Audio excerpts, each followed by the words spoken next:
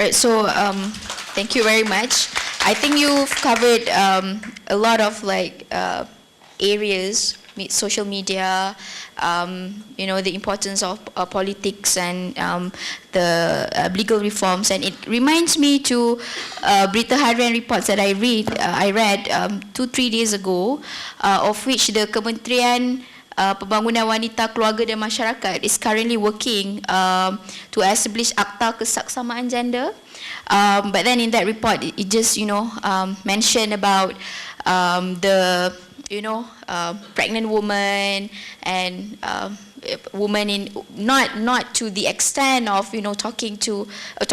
covering on the LGBTIQ and that, but I don't know what the end result of that Akta Kesaksamaan Gender, but that is one of I think I really hope that it will be a fruitful legal reforms in Malaysia. So without further ado, I'll pass the mic to Saudara Azrul. Thank you, Adilla. Assalamualaikum warahmatullahi wabarakatuh, and a very good afternoon to all of you. Firstly, allow me to thank Prof for extending this kind invitation. I feel very pressured sitting here. It hasn't been an easy time, if I may say so. Lee Chong Wei last night, and whoever is Fras Mnonggeng watching, the whole thing, and I had to run this morning, and then attending this forum and doing it's actually therapy for me. But it's really an honor to be here to speak about this issue. When I was listening to Pang earlier, when he started talking about love, and I was thinking that perhaps he should put on this Swiss accent, and start sounding like a psychiatrist. Or, yes, your problem, perhaps you can talk a little bit, or something, But the first thing that I thought was perhaps Tina Turner's song, What's Love Got to Do with It?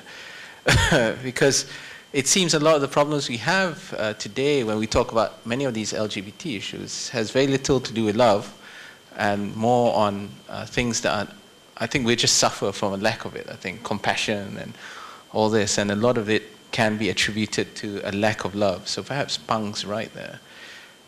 But the issue concerning needing justice is something that is not only needed in the LGBT community, particularly on the issues, but also for almost every aspect of Malaysian life today. I think it cannot be discounted that we are severely lacking in quite a number of issues concerning equal justice. So for this afternoon's discussion, I thought rather than try to tackle the gambit of what issues are under the LGBTIQ umbrella, I thought I'll just target to discuss about one particular area which I'm very familiar with after my work with the community and also on sexual reproductive health. I thought I'll share with you my thoughts about the issues faced by the transgender community. Any of you who still read newspapers? Got to ask, right? Yeah. Check out Star today. There's an article by Shaila Koshi. She's talking about transgender rights and particularly the registration of one's identity within the IC. There's a few cases with the NRD, and in this particular case, she's discussing a few cases that are relating to trans men, where a person who is biologically born a woman has had gender reassignment surgery, has applied to be identified under her IC, his IC, as a man. And they have actually successfully won a particular case, which was presided by Justice Nathan Balan, and he highlighted the issue with regards to the fundamental right to life under Article 5, Clause 1 of the Federal Constitution, which is the right to live with dignity and to have judicial recognition as a man. Now, one of the things that are very familiar to many of us, especially who are Muslims, is the use of the word confuse keliru, takut keliru, takut confuse. So the National Registration Department wanted to say in its defense in court that having a person to change one's identity within the context of the IC would amount to a confusion where basically what will happen is that suddenly one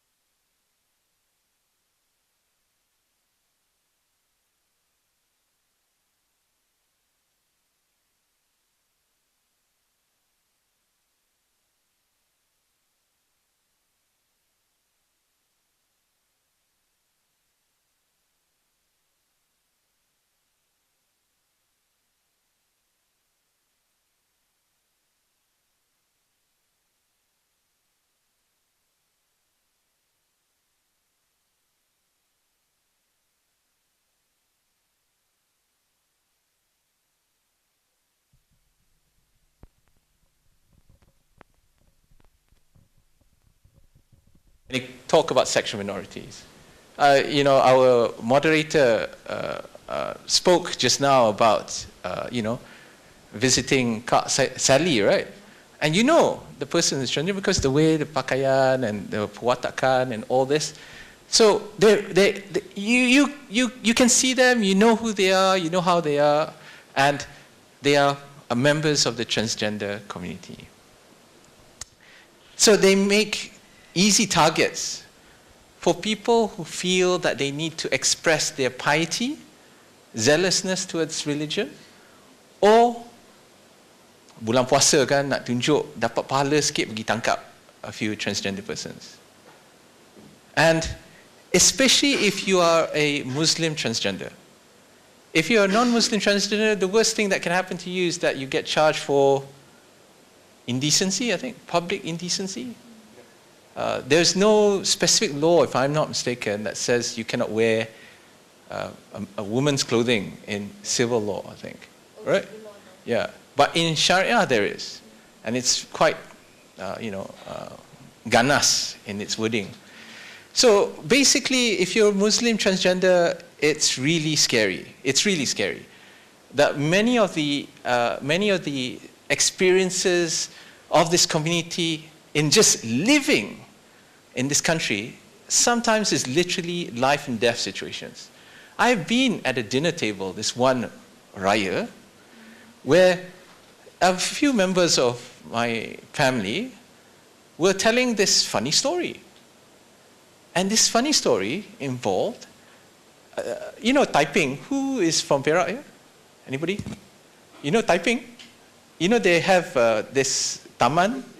Sorry, I'm putting him on the spotlight. Nasib, There's this taman, there's a lot of transgender individuals there, the persons there, they're hanging out, some of them are selling sex and all that. But this conversation was about a raid that happened by the Perak Religious Department, nak tangkap dia orang. So everybody lari lintang pukang, lari and everything. And then a few of them jumped into the lake. If you know typing, there's a lake in there. And one of them died, trying to escape. This story was told as if it was a joke, because they're transgender. Therefore, somehow, them dying provides a joke, or it's a different kind of level. I don't know where the joke it was, and I told my uncle off for telling it. Did not make me very popular for Raya that particular year, but the point is that somehow or another, these incidences are somehow tolerated. No, sometimes these incidences are denied. Takkanlah kita punya jabatan agama nak buat macam tu kot. Takkan sampai macam begitu sekali. These incidences of abuse and harassment and violence that happens in detention centers. Takkan nak buat macam tu. Or, if they're not denied, they're tolerated. Or worse, they're justified. So my question for you this afternoon is, when we talk about hate crimes, we always talk about it within the context of civil society or the public. What happens if hate crimes are committed by the state? What happens if the very institutions that we depend on to enforce justice, equality, to enforce the law, most importantly, actually commits hate crimes?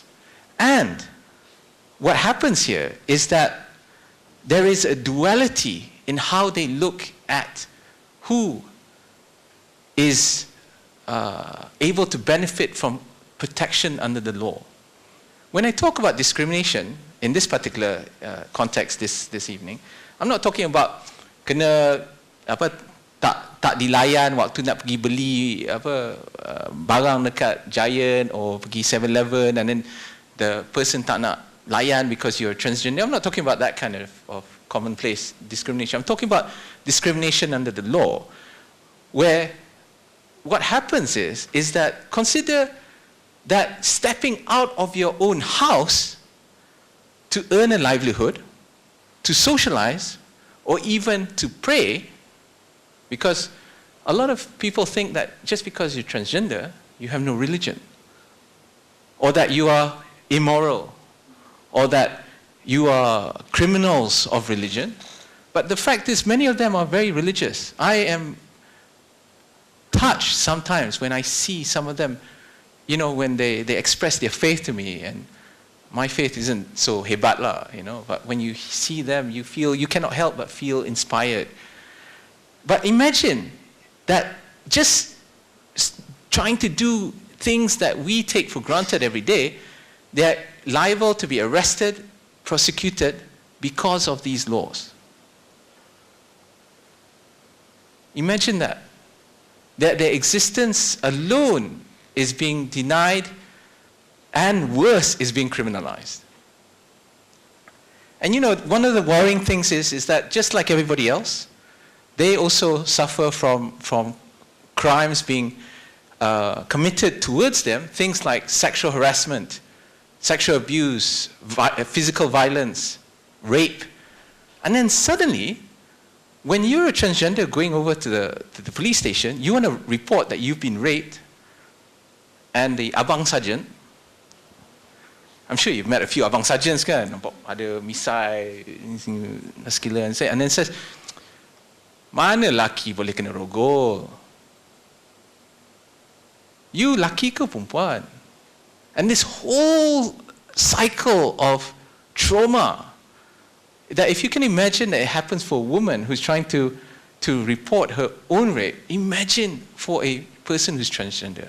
I certainly couldn't imagine it until it was told to me by a sister who was telling about her experience of being gang raped in a detention center by religious officials, because you can't rape a male apparently, especially as a transgender person. So this duality where they cannot seek justice that you as persons who are not transgender are able to seek. What does that say to you? Isn't there something wrong there? Especially when we depend on religion to guide us, so to speak, towards a moral path, a way that is right and righteous, and suddenly you are depriving people of that kind of justice. So that is one aspect that I want to ask you, is that how then, when state entities are responsible for hate crimes, what do we do? The second point is concerning selective consideration of these issues by our friends. When I say friends, our human rights NGOs, our human rights defenders. Now, this is not going to make me very popular, but I'm just going to say it, is that sometimes within our own community of human rights defenders, we are selective as to whose rights we're actually fighting for. And I can tell you that when it comes to the LGBT community, sometimes people say, ini sensitive sangat. We have to pick our battles.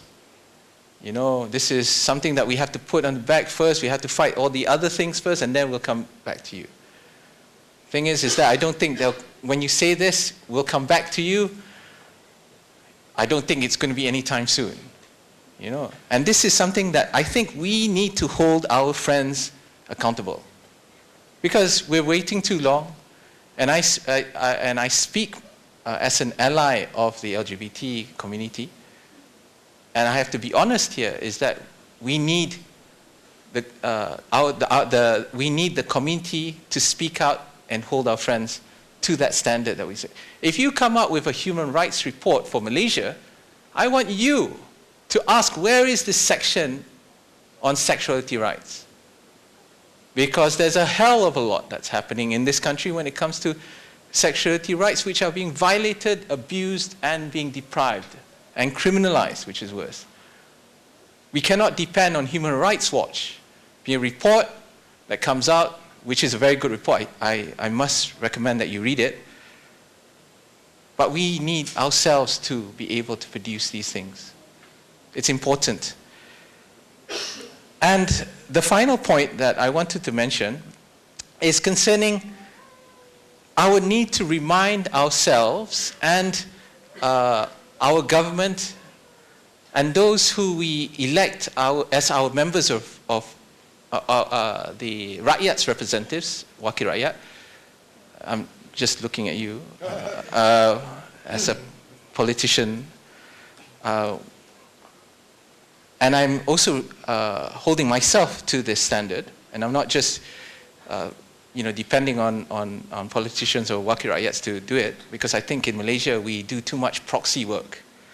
We think, kenapa Syerleena tak cakap lebih banyak lagi, in public, she should be speaking out and everything, and then what we're doing, right? It's too much proxy stuff. And when Syerleena doesn't, sorry, I'm just using you here, doesn't deliver because she has a lot of other things to do as well, we condemn her for it and say, apalah, And we ourselves are quiet, but we're good at condemning and criticizing, but we ourselves don't speak for ourselves. And I think one of the things that we need to remind ourselves is that there are fundamental guarantees in the federal constitution. I think we don't know enough about the federal constitution in this country. In the US, the federal constitution is like, the highest, the supreme, and you would want to make sure that your rights are secured, are reminded that you always hold up again and again. Whenever somebody is trying to violate it, you tell them that's against the federal constitution, you fight back. And the fact is, in Malaysia, there is a fundamental guarantee that the federal constitution exists to protect the minority against the tyranny of the majority. You have to remember this. And we need to be able to remind the state that while it is empowered to enact laws involving matters of Islam, it must not contravene the federal constitution, which is the supreme law of the land. And this is a problem because every day we see an agenda that is being played out. And I hate to generalize, but I'm just going to do it anyway in this context.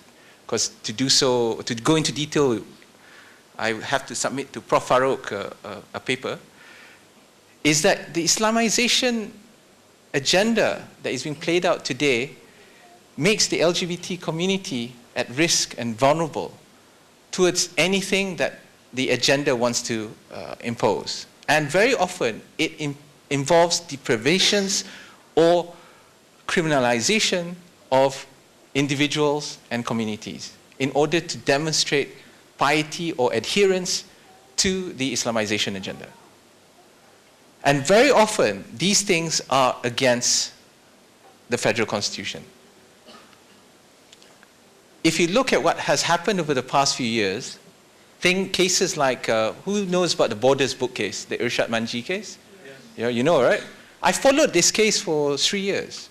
I was in and out of court, went to Sharia court, went to civil court, saw the attitudes of the Sharia prosecutor, the Sharia judges, the civil court, and it sunk into me this frightening thought that we actually need the civil courts to ensure a check and balance to guard against the misuse and abuse of the Sharia system. Because the Sharia system is being misused.